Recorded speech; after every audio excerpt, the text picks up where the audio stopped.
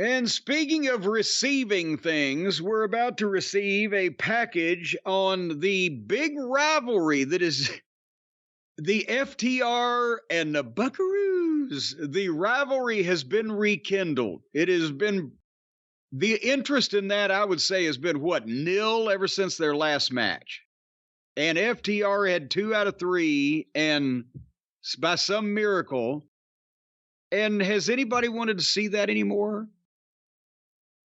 I think you could argue people were kind of tired of it before the third match at Wembley. Well, they figured out a way to have it again so that now I believe the shoe will be on the other foot, the belt will be on the other waist, whatever the fuck. The Buckaroos have to win this so they can get heat for their new characters. And they did a whole package on this rivalry. And the one thing that you could see from the package of the rivalry of the 3 matches is that in 2022, FTR were fucking over. Though the people were standing and cheering, right? And in 2023, it wasn't necessarily that bad. Early 2023, but are people standing and cheering as soon as the first note of that fucking music hits anymore? Are people thrilled and hanging on the finishes of the FTR matches? They've been nullified like the rest of the talent's been nullified already. Again, some of that's self-inflicted too. Well, it's been allowed to happen.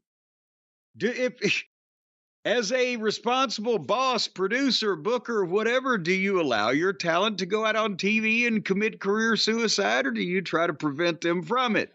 It's a number of things. I mean, the Bucks right now may lay claim to being the most overpaid tag team in wrestling history because they're the highest paid. But if you really look at the value that AEW is getting from them right now, can you justify them getting millions of dollars?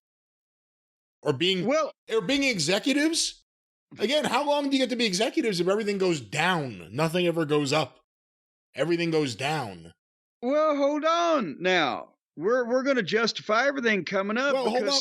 But what I was saying, though, is that's the Bucks. And then FTR, again, people got behind them finally the way everyone thought would always happen. And then they kind of burned it out, too. You hear a lot of listeners have emailed us. You hear a lot of people say it, just social media behavior from Dax or constantly getting beat down on TV. They've given no one reason to care about them. So you have 2 teams right now.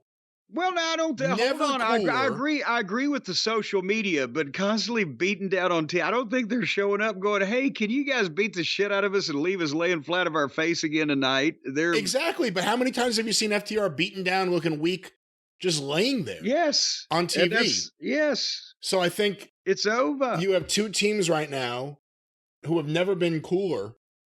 Right? I mean, when was the last time either of these teams have had less buzz, less care? And they're fighting for the tag team championship at the end of the long road of that tournament that was necessitated because they had to let Sting retire with the belts.